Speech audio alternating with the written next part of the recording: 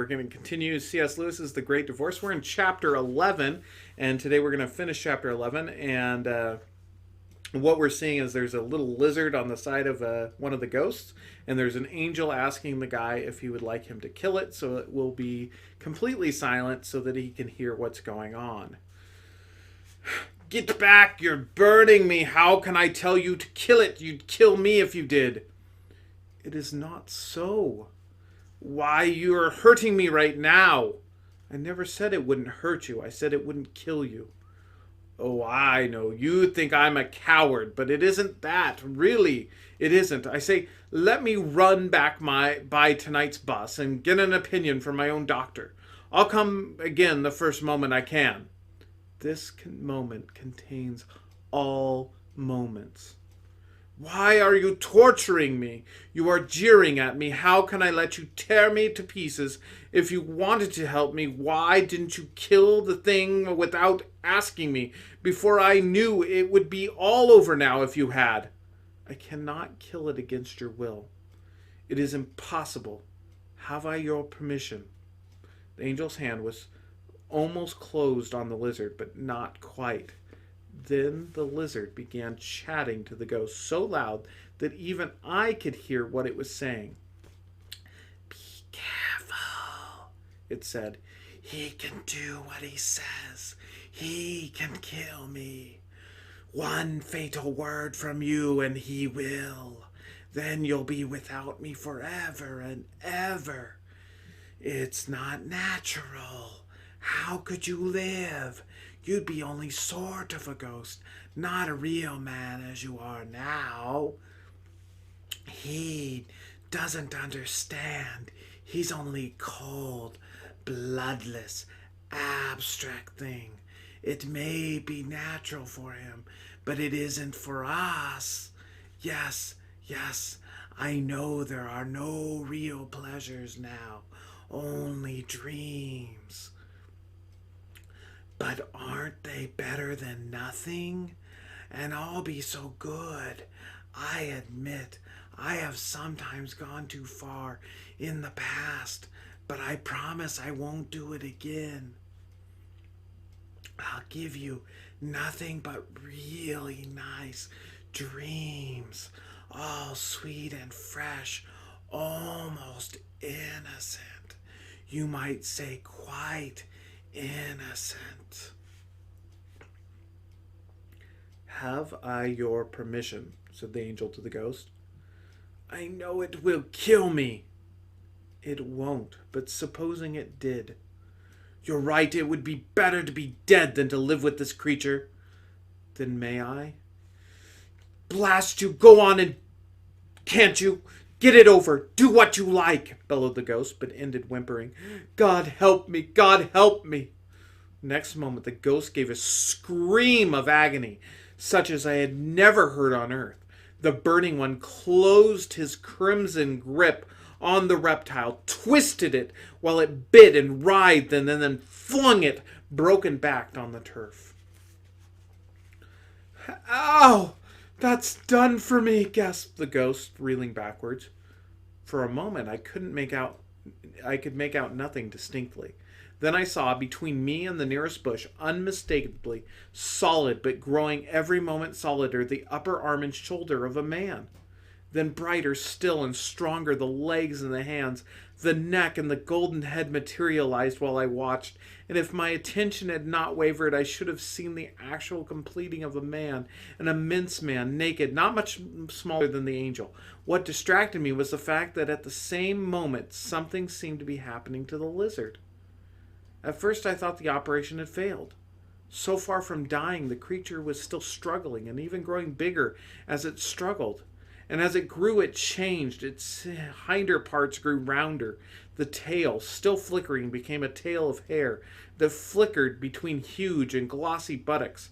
Suddenly I started back, rubbing my eyes. What stood before me was the greatest stallion I have ever seen. Silvery white, but with a mane and tail of gold. It was smooth and shining, rippled with swells of flesh and muscle, whinnying and stamping with its hooves, and each stamp the land shook and the trees, they dindled. The new made man turned and clapped the new horse's neck.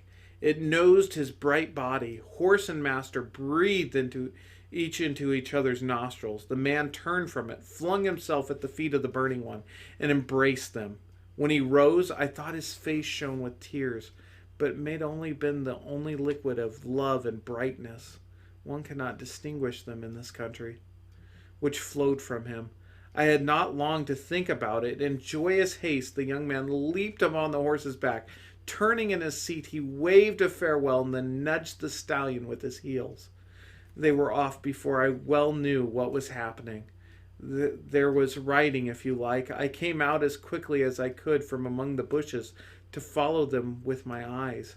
But already they were only like a shooting star far off on the green plain, and soon among the foothills of the mountains. Then still like a star, I saw them winding up, scaling what seemed impossible steps, and quicker every moment, still near the dim brow of the landscape, so high that I must strain my neck to see them, they vanished, bright themselves into the rose brightness of that everlasting morning.